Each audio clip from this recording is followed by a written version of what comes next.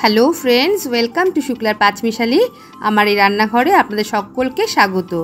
তো বন্ধুরা, আজ আমি আপনাদের কাছে শেয়ার করব মাটনের একটি রেসিপি। আর এই রেসিপির নাম হচ্ছে মাংসের গড়গড়া বা মাটন গড়গড়া। অসম্ভব ভালো একটা রেসিপি, যার স্বাদ কিন্তু অসাধারণ। মাংসের গড়গড়ার নাম কারণ হচ্ছে এই রেসিপিটি কিন্তু তেলে ঝালে একেবারে ভরপুর। যে সকল বন্ধুরা রোজ আমার রেসিপিগুলো দেখছেন, আপনাদেরকে অসংখ্য ধন্যবাদ, অনেক ভালোবাসা। আপনারা আমার সঙ্গে থাকবেন। আপনাদের কাছে পুরো রেসিপিটা দেখার জন্য অনুরোধ রইল, কেউ আপনারা এই রেসিপিটা মিস করবেন না।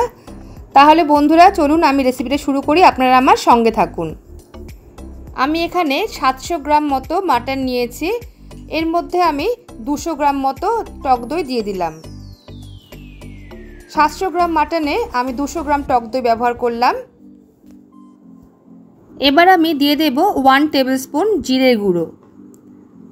তারপর আমি দিয়ে দেব 1 টেবিল স্পুন ধনের গুঁড়ো। দিয়ে দেব পরিমাণ মতো হলুদ। তারপর আমি দিয়ে দেব 1 টেবিল স্পুন মতো ঝাল লঙ্কার গুঁড়ো। আর দিয়ে দেব হাফ টেবিল স্পুন মতো কাশ্মীরি লঙ্কার গুঁড়ো। এরপর আমি দিয়ে দেব 2 ইঞ্চি মতো আদা আর 15 থেকে 16 কোয়া রসুন আর 5টা কাঁচা লঙ্কা বাটা। ঝালটা কিন্তু আপনারা একদম নিজের মতো করে দেবেন। দিয়ে দেব হাফ টেবিল স্পুন মতো নুন। এবার আমি দিয়ে দেব এর মধ্যে বেশ কিছুটা পরিমাণে সর্ষের তেল। এখানে আমি 6 থেকে 7 টেবিল চামচ মতো সর্ষের তেল দিয়ে দিলাম। তেলের পরিমাণটা কিন্তু এখানে বেশিই লাগবে। এবার আমি খুব ভালো করে মাংসগুলো ম্যারিনেট করে নেব। মাংস ম্যারিনেট করার পরে কমপক্ষে 1 ঘন্টার জন্য কিন্তু রেখে দিতে হবে। দেখুন খুব ভালো করে কিন্তু আমি ম্যারিনেট করে নিচ্ছি। আপনারা চাইলে আরও বেশিক্ষণ সময় কিন্তু ম্যারিনেট করে রাখতে পারেন। যদি বেশিক্ষণ সময় ম্যারিনেট করে রাখতে হয় তাহলে কিন্তু ঢাকা দিয়ে নর্মাল ফ্রিজে আপনারা রেখে দেবেন। এখানে আমি একটু গোলমরিচের গুঁড়ো দিতে ভুলে গেছিলাম, তো তাই এখানে আমি 1 টিস্পুন মতো গোলমরিচের গুঁড়ো দিয়ে দিলাম। গোলমরিচের গুঁড়ো দিয়ে আবারও একটু আমি ভালো করে মেখে নিলাম। এবার আমি ঢাকা দিয়ে 1 ঘন্টা মতো কিন্তু রেখে দেব। বেশিক্ষণ ম্যারিনেট করে রাখলে রান্না করার সময় কিন্তু মাংস সুন্দর নরম হয়ে যায়। এবার আমি কড়াই বসিয়ে দিয়েছি, আর কড়াইতে আমি এবার 3 টেবিল চামচ মতো সর্ষের তেল দিয়ে দিলাম। তেলটা একটু গরম হয়ে গেলে আমি প্রথমে এই তেলের মধ্যে কিছুটা পরিমাণে পেঁয়াজ ভেজে নেব। তো আমি এখানে 3টে বড় সাইজের পেঁয়াজ কুচিয়ে নিয়েছি। পেঁয়াজ কুচিগুলো দিয়ে ভালো করে কিন্তু আমি ভেজে নেব। যতক্ষণ না পর্যন্ত বেরেস্তার মতো হয়ে যায় ঠিক ততক্ষণ আমি এই পেঁয়াজগুলো ভেজে নেব। প্রথমে আমি পেঁয়াজগুলো একটুখানি নাড়াচাড়া করে নিলাম। এরপর আমি এর মধ্যে দিয়ে দিলাম সামান্য একটুখানি চিনি। চিনি দিলে বেরেস্তা কিন্তু খুব মুচমুচে হয় আর কালারটাও সুন্দর হয়, আর রান্নার কালারটাও কিন্তু খুব ভালো আসে। এবার আমি ভালো করে কিন্তু নাড়াচাড়া করব। আমি এখানে তেলের পরিমাণটা কিন্তু কম দিয়েছি বেরেস্তা করার জন্য। তেলের পরিমাণটা কেন কম দিয়েছি সেটা আপনাদের আমি পরে বলছি। তো দেখুন বেরেস্তা তৈরি হয়ে গেছে আমার। আমি এবার তুলে নেব। আর এই বেরেস্তা করার সময় কিন্তু গ্যাসের ফ্লেমটা আমি মিডিয়ামে রেখেছিলাম। সম্পূর্ণ বেরেস্তাগুলো তুলে নিয়ে আমি ভালো করে ঠান্ডা করে নেব। ঠান্ডা হয়ে গেলে একটা মিক্সিং জারে আমি এই বেরেস্তাগুলো দিয়ে দেব। এবার এর মধ্যে আমি দিয়ে দেব খুব সামান্য একটু জয়িত্রী আর একটুখানি জায়ফল গুঁড়ো করে। আর দিয়ে দেব 10 থেকে 15টা মতো কিশমিশ। কিশমিশ দেওয়ার পর আমি এর মধ্যে দিয়ে দেব সামান্য একটু জল দিয়ে খুব ভালো করে একটা পেস্ট বানিয়ে নেব। যেহেতু আমি পেস্ট তৈরি করব তাই কিন্তু আমি তেলের পরিমাণটা বেরেস্তা করার সময় কম দিয়েছিলাম। দেখুন খুব ভালো করে একটা পেস্ট তৈরি হয়ে গেছে। কড়াইতে আবার 1 টেবিল চামচ মতো সর্ষের তেল দিয়ে দিয়েছি। তেল গরম হয়ে গেলে তার মধ্যে দিয়ে দিলাম থেতো করা গোটা গরম মশলা। গরম মশলা কিছুক্ষণ বেশ নাড়াচাড়া করে নিলাম কয়েক সেকেন্ড।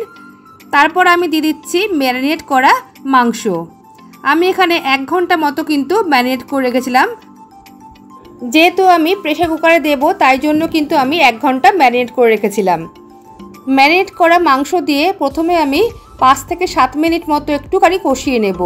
আর এই সময় গ্যাসের ফ্লেমটা আমি মিডিয়ামে রেখে দিয়েছি। তারপর আমি ঢাকা দিয়ে 25 থেকে 30 মিনিট পর্যন্ত কিন্তু মাংসটা কষিয়ে নেব। মাঝে মাঝে কিন্তু একটু নাড়ি দিতে হবে। প্রায় 30 মিনিট পর আমি ঢাকাটা খুলে এবার আমি দিয়ে দেব পেস্ট করে রাখা পেঁয়াজের বেরেস্তা। সম্পূর্ণ বেরেস্তা আমি এখানে দিয়ে দেব, দিয়ে আবারও কিন্তু খুব ভালো করে কষিয়ে নেব। প্রায় 5 মিনিট মতো কিন্তু আমি এই বেরেস্তা দিয়ে খুব ভালো করে কষিয়ে নেব। সামনেই আসছে আমাদের রাখি বন্ধন উৎসব, ভাইফোঁটা, দুর্গাপুজো। তো এই সব অনুষ্ঠানের মধ্যে কিন্তু আপনারা অনায়াসে এই রেসিপিটা বানিয়ে নিতে পারেন, আর খেতে কিন্তু অসম্ভব ভালো হয়। এই রেসিপিটা একদিন বাড়িতে যদি বানানো হয় দেখবেন আপনারা নিজেরাই এটা রোজ বানাতে চাইবেন। যখনই আপনারা মাটন খাবেন ভাববেন এইভাবেই বানিয়ে খাই।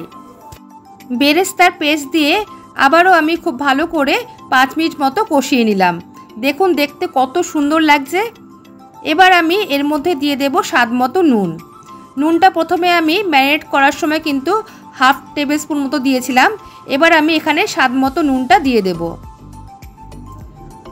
দেখুন তেল ছাড়তে কিন্তু শুরু করে দিয়েছে। খুব ভালো করে কিন্তু কষানো হয়ে গেছে আমার। এবার আমি এর মধ্যে দিয়ে দেব পরিমাণ মতো জল। এখানে আমি মিক্সিং জারটা ধুয়ে আর যে বাটিতে আমি ম্যারিনেট করেছিলাম সেই বাটিটা ধুয়ে কিন্তু আমি এখানে জলটা দিয়ে দিলাম। খুব বেশি কিন্তু পাতলা ঝোল হয় না এই মাংসে, একটু মাখা মাখা হবে, তাহলে কিন্তু খেতে ভালো লাগবে। আপনারা যদি ঝোলের পরিমাণটা একটু বেশি চান তাহলে কিন্তু এখানে একটু জল অ্যাড করতে পারেন। দেখুন ঝোলটা কিন্তু ফুটে গেছে। এবার আমি প্রেসার কুকারে ট্রান্সফার করে দেব। তো দেখুন আমি এখানে প্রেসার কুকারে দিয়ে দিয়েছি। প্রেসার কুকারে দিয়ে আমি এখানে 3টে সিটি দেব। মাংসের গুণমানের উপর নির্ভর করবে কিন্তু আপনি কটা সিটি দেবেন। বন্ধুরা আমি 3টে সিটি দেওয়ার পর কিছুক্ষণ দমে রেখেছিলাম, তারপর কিন্তু আমি ঢাকনাটা খুলে দিয়েছি। এবার আমি এর মধ্যে দিয়ে দিলাম 1/2 টিস্পুন মতো গরম মশলার গুঁড়ো। গ্যাসটা আমি কিন্তু একটু অন করে দিয়েছি। আর দিয়ে দিলাম 1 টেবিল চামচ মতো ঘি। ঘি দিয়ে এবার আমি 1 মিনিট মতো ফুটিয়ে নিয়ে গ্যাসটা বন্ধ করে দেব। মাংসের গড়গড়া কিন্তু আমার একদম তৈরি হয়ে গেছে। এবার আমি সার্ভ করে দেব। মাংসের গড়গড়া পোলাও, গরম ভাত, রুটি, পরোটার সাথে কিন্তু দুর্দান্ত লাগবে।